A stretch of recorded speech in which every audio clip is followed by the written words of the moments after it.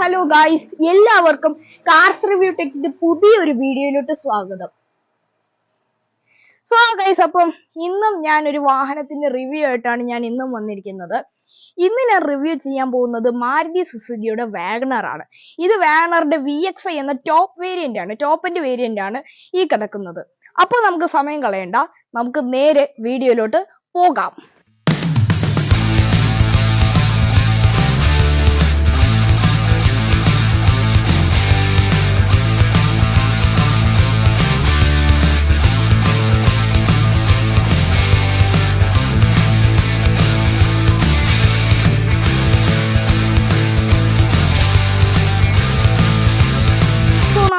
വാഗണറിന്റെ ഒരു ഫ്രണ്ടിൽ നോക്കുന്ന സമയത്തായിട്ട് ഫ്രണ്ടിലേക്ക് വരുമ്പം ആദ്യം തന്നെ ഒരു ഹെഡ് ലാമ്പ് കാണാൻ സാധിക്കും. ഹെഡ് ലാമ്പ് നോക്കുകയാണെങ്കിൽ ഒരു ഹാലജൻ ടൈപ്പ് ഹെഡ് ലാമ്പാണ് നൽകിയിരിക്കുന്നത്.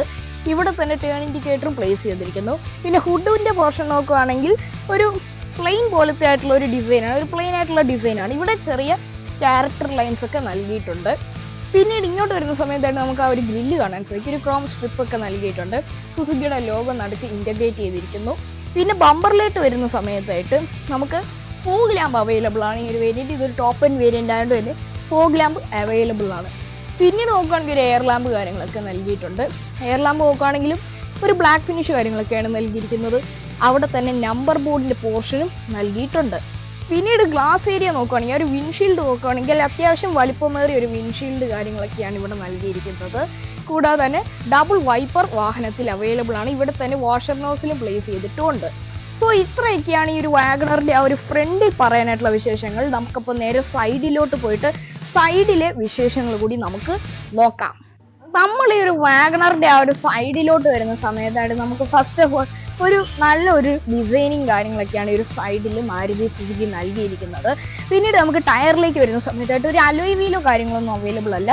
നോർമൽ ആയിട്ടുള്ള ഒരു ടയറും കാര്യങ്ങളൊക്കെയാണ് നൽകിയിരിക്കുന്നത്. വീൽ കപ്പ് പ്രൊവൈഡ് ചെയ്തിട്ടുണ്ട്.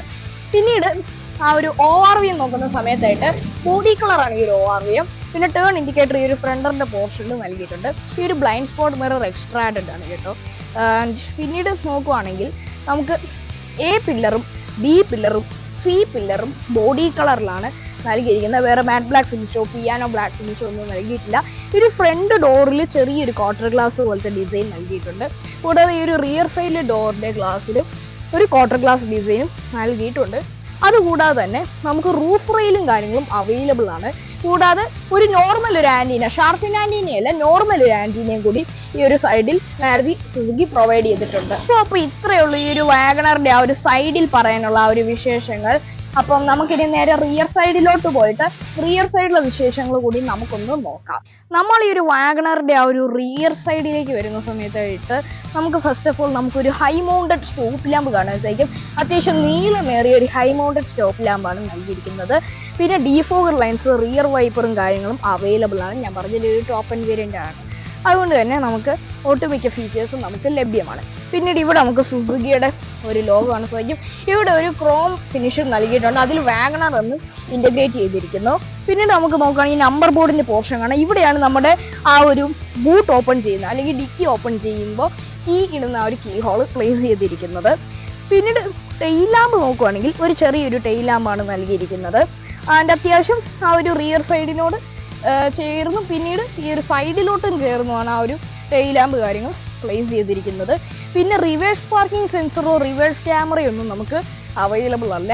പിന്നീട് നമുക്ക് ഇവിടെയായിട്ട് നമുക്കൊരു ബ്രേക്ക് ലാമ്പ് കൂടി നൽകിയിട്ടുണ്ട്. നമ്മുടെ ബമ്പറിന്റെ താഴെ വരുന്ന ബ്രേക്ക് ലാമ്പ്. ആൻഡ് അത് കുറച്ച് താഴെയായിട്ടാണ് പ്ലേസ് ചെയ്തിരിക്കുന്നത്. നമ്മൾ ഈ ഒരു വാഹനത്തിന്റെ റിയർ സൈഡിൽ ഒരു ബൂട്ട് സ്പേസ് നോക്കുകയാണെങ്കിൽ 341 ലിറ്ററാണ് ഇതിന്റെ ബൂട്ട് സ്പേസ്. പിന്നീട് ഇതിൽ 60-40 രീതിയിൽ നമുക്ക് സീറ്റ് സ്പ്ലിറ്റ് ചെയ്യാനും സാധിക്കും. അതുകൂടാതെ ഒരു പാർസൽ ട്രേയും മാരുതി സുസുക്കി പ്രൊവൈഡ് ചെയ്തിട്ടുണ്ട്. അപ്പോൾ ഇത്രയുള്ള ഈ ഒരു വാഹനത്തിന്റെ ഒരു എക്സ്റ്റീരിയറിൽ പറയാനായിട്ടുള്ള വിശേഷങ്ങൾ. നമുക്കിനി നേരെ ഇന്റീരിയറിലേക്ക് പോയിട്ട് ഇന്റീരിയറിലെ വിശേഷങ്ങൾ കൂടി നമുക്കൊന്ന് നോക്കാം. അപ്പോൾ ഗൈസ്, ഇതാണ് നമ്മുടെ വാഗണറിന്റെ ആ ഒരു ഡാഷ് ബോർഡിന്റെ ഡിസൈൻ. അത്യാവശ്യം നല്ല ഒരു ഡിസൈൻ കാര്യങ്ങളൊക്കെയാണ് ഒരു ഡാഷ് ബോർഡിൽ നമ്മുടെ മാരുതി സുസുക്കി നൽകിയിരിക്കുന്നത്. ഒരു ബ്ലാക്ക് കളർ, ഒരു ബീച്ച് കളർ, പിന്നെ ഇടയ്ക്ക് ചില സിൽവർ ഫിനിഷ് കോമ്പിനേഷൻ ആയിട്ടുള്ള ഒരു തീം കളറിലാണ് ഈ ഒരു ഡാഷ് ബോർഡ് ഡിസൈൻ ചെയ്തിരിക്കുന്നത്. First of all instrument cluster നോക്കുകയാണെങ്കിൽ ഒരു അനലോഗ് ഇൻസ്ട്രുമെന്റ് ക്ലസ്റ്റർ ആണ് വരുന്നത്. ഇതിൽ നമുക്ക് ഫ്യൂൽ എഫിഷ്യൻസി, സ്പീഡ് തുടങ്ങിയ കാര്യങ്ങളൊക്കെ അറിയാൻ സാധിക്കും. ആൻഡ് അതൊക്കെ നമുക്ക് സെലക്ട് ചെയ്യാനുള്ള ഒരു നോബ് ഇവിടെ നൽകിയിട്ടുണ്ട്. പിന്നീട് ഈ ഇൻസ്ട്രുമെന്റ് ക്ലസ്റ്റർ കുറച്ച് ചെറുതാണ്, നമുക്ക് ഇച്ചിരി താഴെയായിട്ടുണ്ട്, ഡാഷ് ബോർഡിൽ നിന്നും കുറച്ച് താഴെയായിട്ടാണ് പ്ലേസ് ചെയ്തിരിക്കുന്നത്. പിന്നെ സ്റ്റിയറിംഗ് നോക്കുകയാണെങ്കിൽ ഒരു 3 സ്പോക്ക് പവർ സ്റ്റിയറിംഗ് ആണ് അവൈലബിൾ ആയിട്ടുള്ളത്. സ്റ്റിയറിംഗ് മൗണ്ടഡ് കൺട്രോൾസോ കാര്യങ്ങളൊന്നും തന്നെ അവൈലബിൾ അല്ല. പിന്നെ ഈ ഒരു സെൻട്രൽ കൺസോളിലോട്ട് വരുന്ന സമയത്തായിട്ട് ഇവിടെ നമുക്ക് AC വെന്റ് കാണാൻ സാധിക്കും. ഇവിടെയായിട്ട് നമുക്ക് ഹസാർഡിന്റെ ഒരു ബട്ടൺ കാണാം. ഒരു ഇൻഫോർടൈൻമെന്റ് സിസ്റ്റവും നമുക്ക് കാണാൻ സാധിക്കും. ഒരു ക്യൂഡിനായിട്ടുള്ള ഒരു ഇൻഫോർടൈൻമെന്റ് സിസ്റ്റം ആണ് നൽകിയിരിക്കുന്നത്. USB aux bluetooth connectivity available ആണ്. CD ഇടാനുള്ള ഒരു ഓപ്ഷനും കമ്പനി നൽകിയിട്ടുണ്ട്. അതുകൂടാതെ തന്നെ അതിന്റെ താഴെയായിട്ടാണ് നമുക്ക് AC കൺട്രോൾസ് ഒക്കെ വരുന്നത്. മാനുവൽ ആയിട്ടുള്ള ഒരു AC കാര്യങ്ങളൊക്കെയാണ് അവിടെ നൽകിയിരിക്കുന്നത്.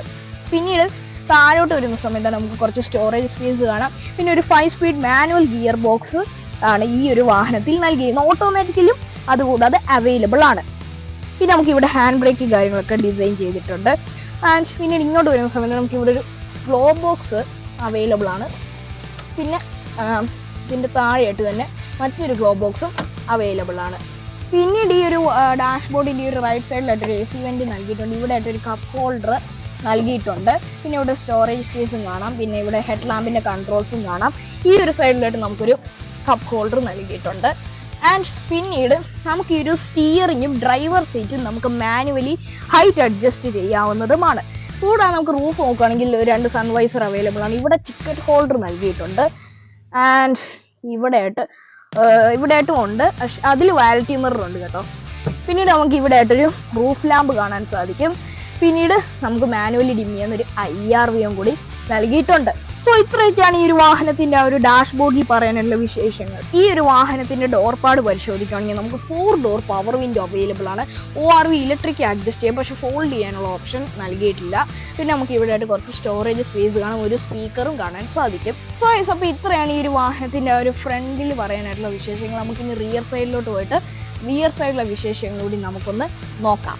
സോ അപ്പോൾ നമ്മൾ ഈ ഒരു വാഗണറിൻ്റെ ഒരു റിയർ സൈഡിലോട്ട് വരുന്ന സമയത്ത് നമുക്ക് ഡോർ പാഡ് നോക്കുകയാണെങ്കിൽ പവർ വിൻഡോ കാണാൻ സാധിക്കും, ഡോർ ഹാൻഡിൽ കാണാൻ സാധിക്കും, ഒരു ഫാബ്രിക് ഫിനിഷ്, ഒരു ഡോർ സ്പീക്കറും നൽകിയിട്ടുണ്ട്. ഇനി റിയർ സൈഡിലെ വിശേഷങ്ങൾ നോക്കുകയാണെങ്കിൽ ഫസ്റ്റ് ഓഫ് ഓൾ സീറ്റ് നോക്കുകയാണെങ്കിൽ അത്യാവശ്യം തൈ സപ്പോർട്ട് എനിക്ക് കിട്ടുന്നുണ്ട്.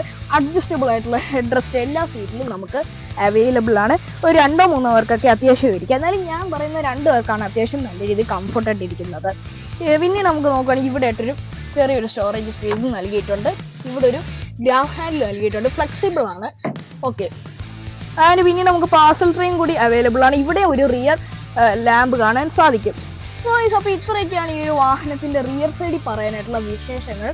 അപ്പോൾ നമുക്കിനി നേരെ ഇതിൻ്റെ എഞ്ചിനിലേക്ക് പോയിട്ട് എഞ്ചിൻ്റെ വിശേഷങ്ങളൂടെ നമുക്കൊന്ന് നോക്കാം. നമ്മൾ ഈ വാഹനത്തിൻ്റെ എഞ്ചിൻ നോക്കുന്ന സമയത്തായിട്ട് ഒരു 998 cc ആയിട്ടുള്ള ഒരു എഞ്ചിനാണ് ഇതിൽ നൽകിയിരിക്കുന്നത്. ഒരു 3 സിലിണ്ടർ എഞ്ചിനാണ്. 900 Nm ടോർക്കിൽ 3500 RPM-ലാണ് ഈ ഒരു വാഹനത്തിൻ്റെ RPM കാര്യങ്ങളും വരുന്നത്. കൂടാതെ നമുക്ക് 2 ഗിയർ ഷിഫ്റ്റിംഗ് ഓപ്ഷൻസ് അവൈലബിൾ ആണ്, ഓട്ടോമാറ്റിക്കലും മാനുവലിലും. കൂടാതെ എഞ്ചിനിലോട്ട് വരുവാണെങ്കിൽ പെട്രോളും CNGയിലും നമുക്ക് അവൈലബിൾ ആണ്, ഡീസൽ എഞ്ചിൻ അവൈലബിൾ അല്ല.